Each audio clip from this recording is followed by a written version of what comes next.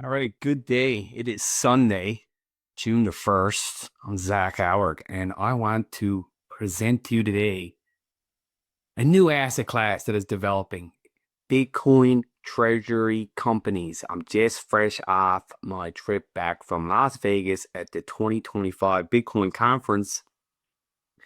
And what an exciting time in the space. Still feels such early days, and the amount of new investment that keeps flooding into the space and these companies is truly astonishing. I am really excited about it for being on the ground, having the privilege to be around high level conversations of signal, not noise, on what these companies are actually doing and where they want to go with this strategy at accelerated pace.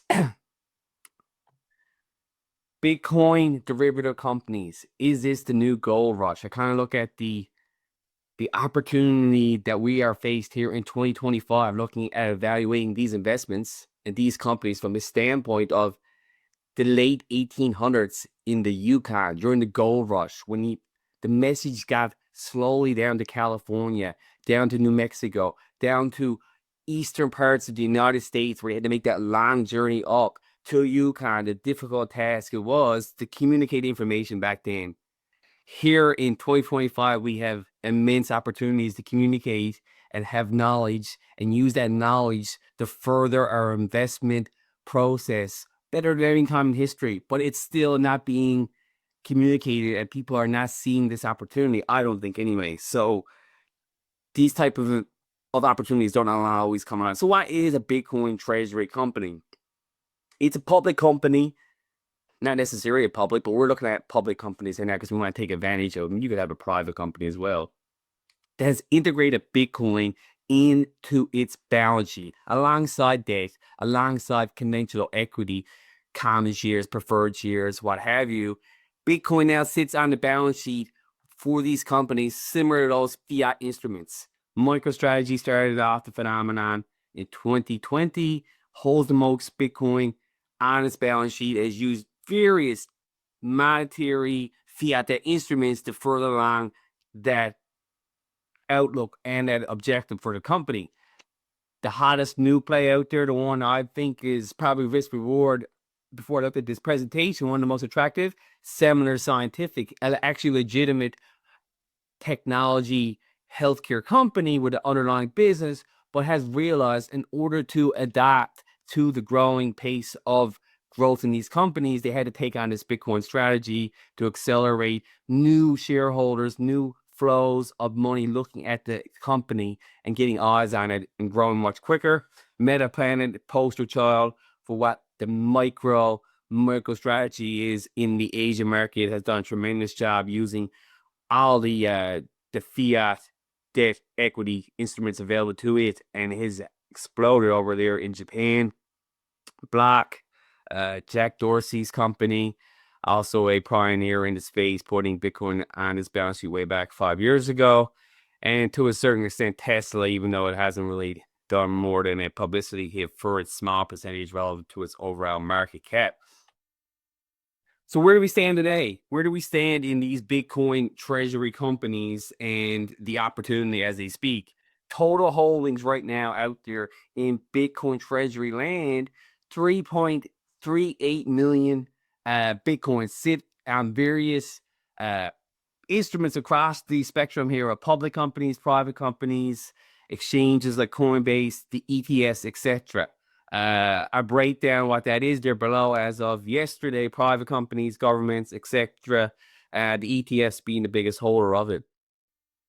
Various entities over here. You can see the run up in the last 30 days, a 3.3% increase on an annualized basis. This is extraordinary how fast this is growing, and it's going to continue to accelerate at a growing pace. But what does this mean? It's showing institutional adoption. The data shows the significant institutional investment in Bitcoin. This is not just the guy in his basement home like it was 15 years ago playing with Bitcoin.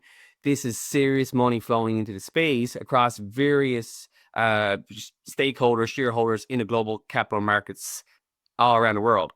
It's a distribution of holdings, public companies, private companies, investment funds, pension funds, insurance companies, various anything you can think of that had exposure to traditional fiat money instruments and even non-traditional venture capital, REITs, hedge funds, they're also now looking at Bitcoin as a starting point, as an alternative to what the traditional bond stocks would have been for this money to flow into. Government participation, substantial government holdings, particularly across the larger entities that are competing with that. And it's just showing that this is now a developed, mature asset class that continues to accelerate now at a faster pace.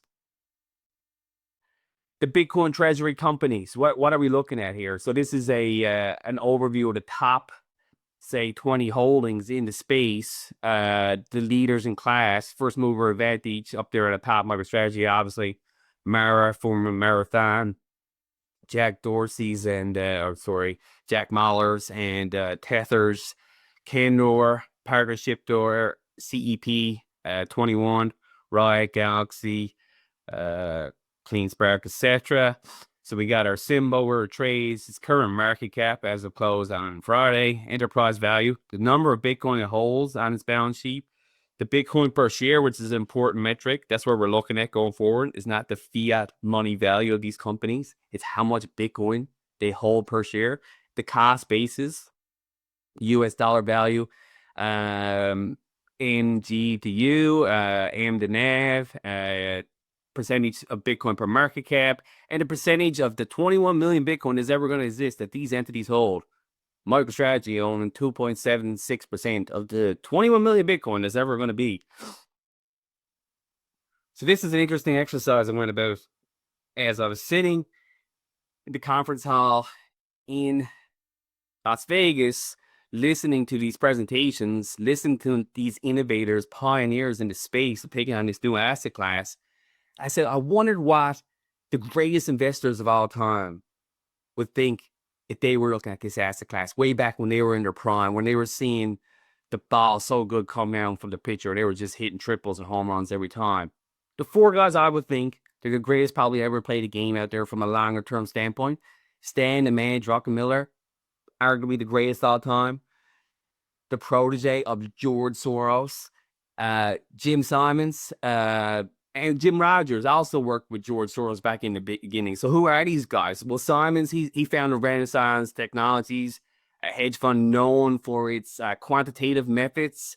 He had the Medallion Fund, extraordinary annual returns of 66% over 40 years. He had quantum style investment only. He looked at it from a math, data-driven standpoint. Okay. Stan the Man, okay? He broke the Bank of England alongside George Soros, one of the greatest trades in history. Average annual returns of 30% for his fund 1981 to 2010s is when he shut down with a family office, but never ever had a down year, and arguably the most respected investor across the globe of all time. George Soros, the financial alchemist, okay? He had the quantum fund. He had the reflexivity of markets and that theory, where market prices are influenced by the perception biases of investors more than they are fundamentalists. And that's kind of arguably what we're looking at here through the lens of this new age asset class. And then he had the protege of George as well, Jim Rogers. They worked together. They co-founded that quantum fund, had a 4,200% return back when they first founded that fund. Jim Rogers traveled the world looking for new investment ideas. Like I said at the beginning, back to the Yukon gold rush back in the 1800s when you couldn't be on the World Wide Web and AI to communicate stuff. Jim got his motorbike and went all across Asia looking for new ideas. And I think he'd be looking at this asset class here today if he was in his prime and really diving into it. We got Jim off on the top here, George down below, Stan the Man, and Jim Rogers. Arguably the four goats out there. But how would they look at this new asset class of companies from their standpoint of as investors? How would they look at it if they were right in their prime today? It's just the data and how they would analyze the opportunity. So the key metrics we're looking at through the lens of these four goats: the underlying asset value versus its current fiat market cap, the acquisition strategy and the rate of change that is inquired Bitcoin and the methodology used, whether that is convertible bonds, equity issuances, mining, the management experience. Who are the people driving these companies? How do they look at it from a leadership quality in terms of their back testing of what they said they were going to do and what they did? Did they live up to that? Are they have a forward-looking vision? Operational leverage and efficiency. How are they maximizing what their balance sheet is and what their cash flows are to further accelerate their Bitcoin treasury policy and what they want to, and thus the growth potential, flexibility that comes from that.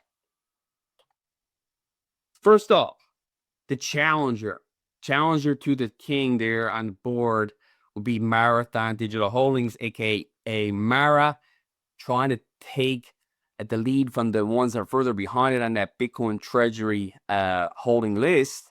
Has a long way to go to catch MicroStrategy, but where does it stand today? Roughly 48,000 Bitcoins it holds. It is a miner, and it has used convertible issuance to accumulate even Bitcoin faster than it can mine. It also produces mining equipment as well. So it has a big underlying business, has some ability to probably service the AI and the digital data center space with some of its products, services. So it's an interesting from a historical standpoint here, a low multiple and low NAV. Like I said, it has a high rate approach to accumulating Bitcoin. How would Druckenmiller look at Mara as a prospective investment out of the group? Strong margin of safety with low multiple, and Rogers saying, you know what, a 15% of Bitcoin generating yield for additional revenue just beyond its mining operations. So it will benefit as Bitcoin rises alongside its ability to produce it as a miner, which has costs, etc., to run those miners. Here's a chart of Mara's accumulation of Bitcoin in that amber orange line over the last year.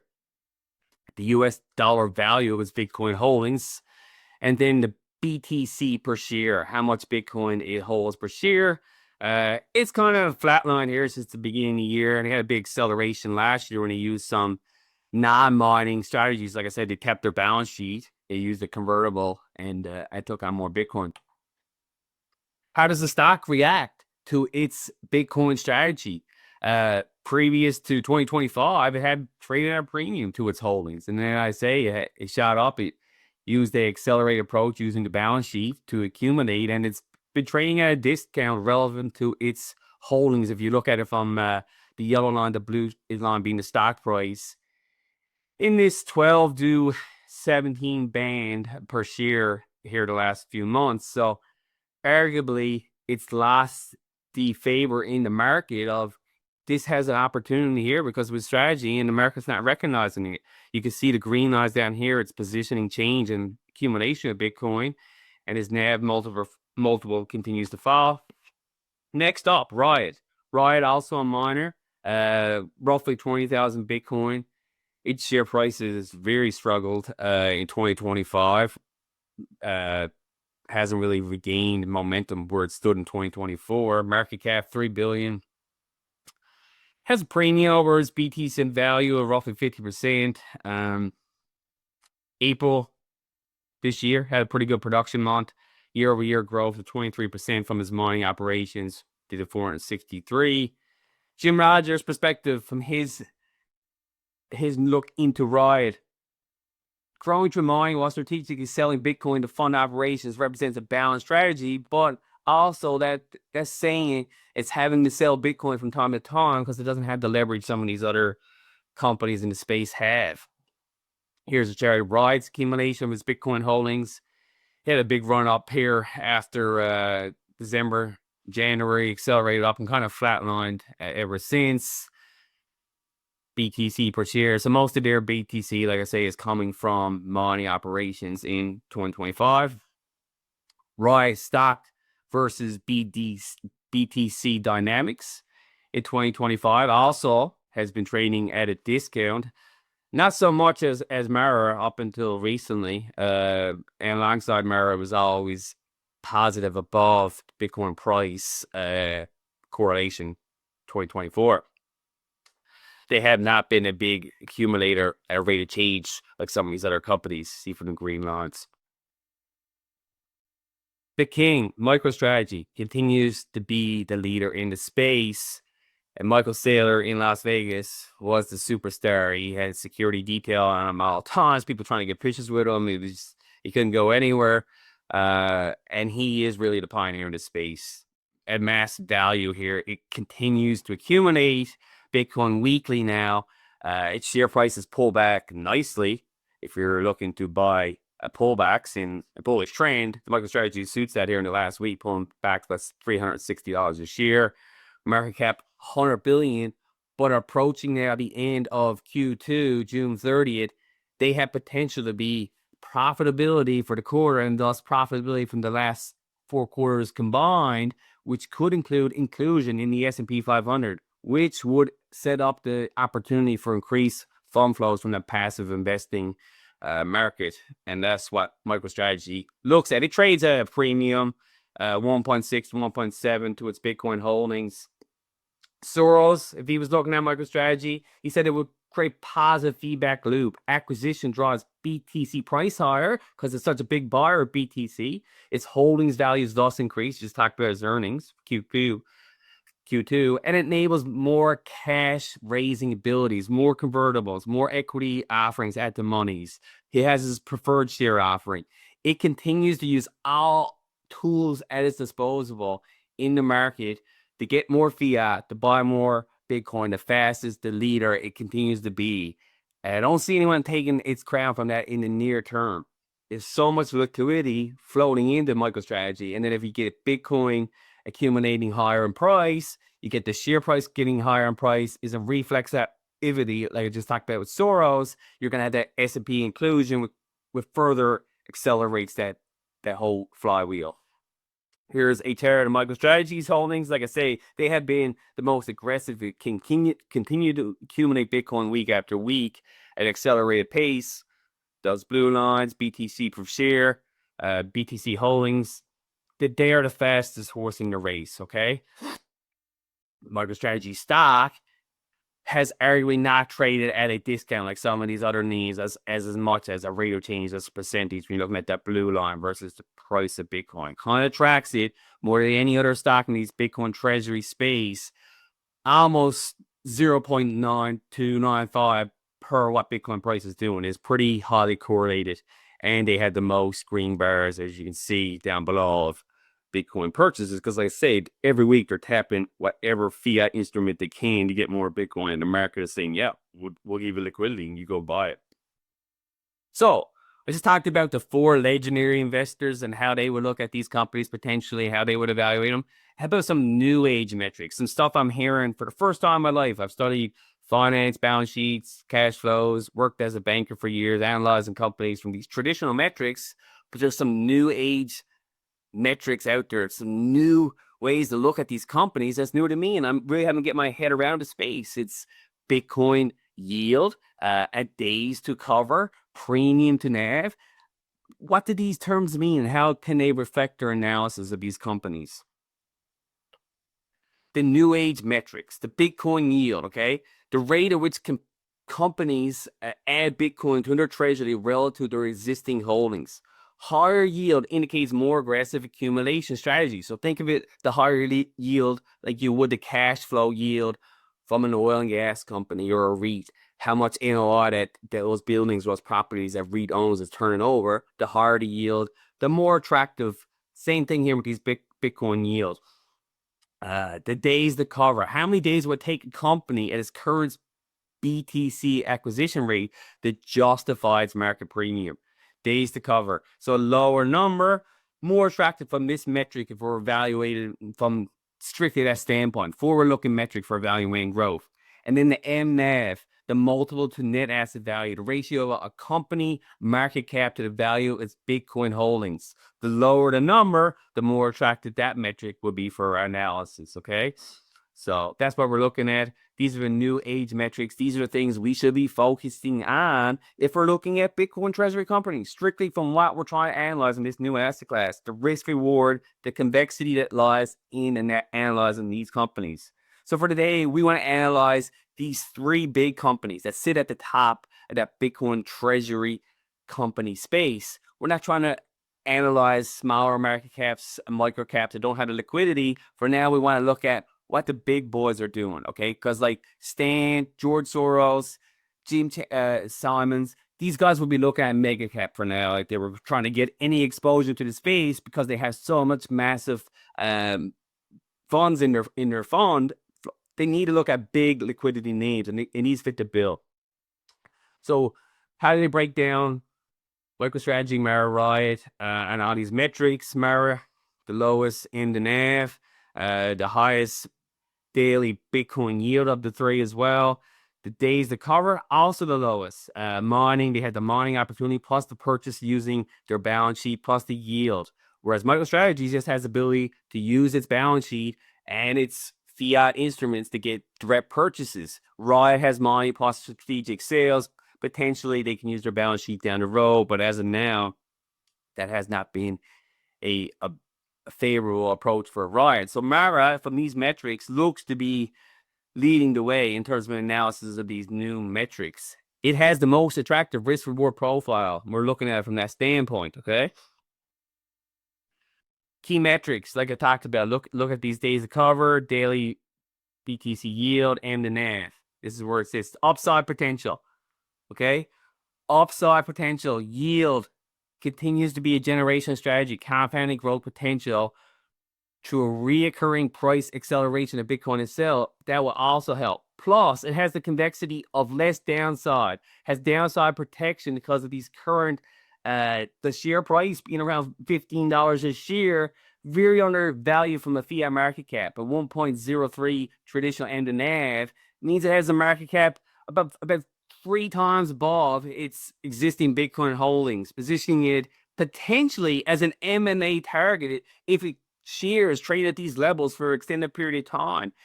How about this? How about you look at one of these Mag 7 companies, such as Meta, such as Microsoft, even though they first had their Bitcoin Treasury board approval turned down last year when MicroStrategy pitched the board.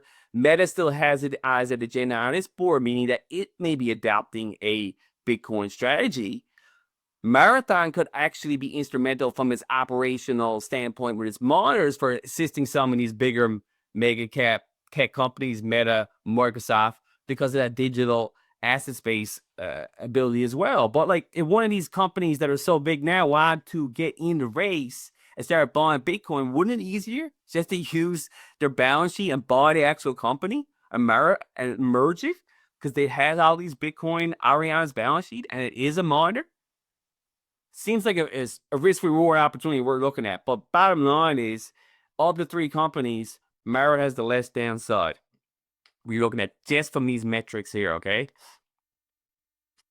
Other key holdings to look at with MicroStrategy, where it trades, its premium, and it has a mNAV of 2.1. Its BTC yield is lower than the other 2, and it has a high days to cover. So it trades at a premium to the market, which is what the liquidity is flowing in there. The volatility of it is providing opportunity for continued fiat to flow into the space.